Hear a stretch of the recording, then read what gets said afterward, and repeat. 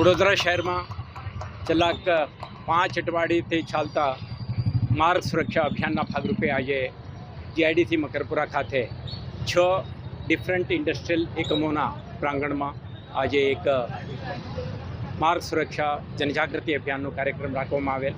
તેમાં 1000થી વધારે કર્મચારીઓ એમના શિફ્ટ બદલતી વખતે હેલ્મેટ નિયમનું કમ્પ્લાયન્ટ થઈને આમાં રેલીમાં પાર્ટિસિપેટ કરી છે.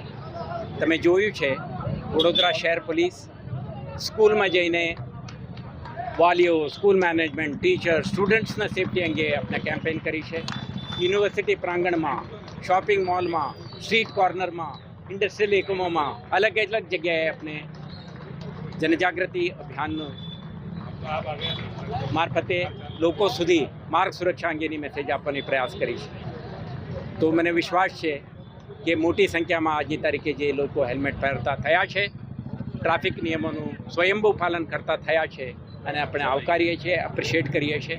અને કેટલાક લોકો હજુ સુધી હેલ્મેટ પહેરતા નથી, નિયમોનું ઉલ્લંઘન કરતા હોવાનું આપણા ધ્યાને આવી છે.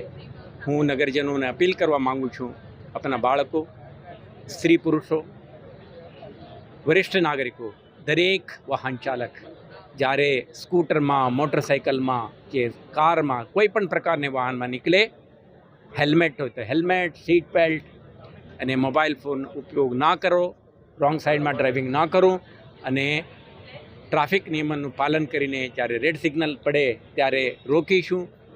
આ પ્રકારના વલણ રાખે તો આવતા દિવસોમાં આપણા શહેરમાં બનતા માર્ગ અકસ્માતના કિસ્સામાં નોંધપાત્ર ઘટાડો થશે. દરેક નાગરિકનું સુરક્ષા બની રહેશે અને વડોદરા શહેર માર્ગ સુરક્ષાના ક્ષેત્રમાં એક રોલ મોડેલ તરીકે અન્ય શહેરોને ઉદાહરણરૂપ તરીકેનું એક શહેર બનશે.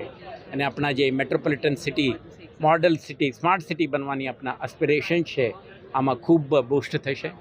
દરેક નાગરિકને આપણે ફરીથી આગ્રહ કરીશું, વિનંતી કરું છું, તમે તમારા પરિવારજનોના અને સમુદાયના સભ્યોના, સાથી નાગરિકોના સુરક્ષા માટે ટ્રાફિક નિયમોનું પાલન કરો અને સુરક્ષિત રહો, સુખદ રહો એવા અપેક્ષા રાખીએ છીએ. Thank you.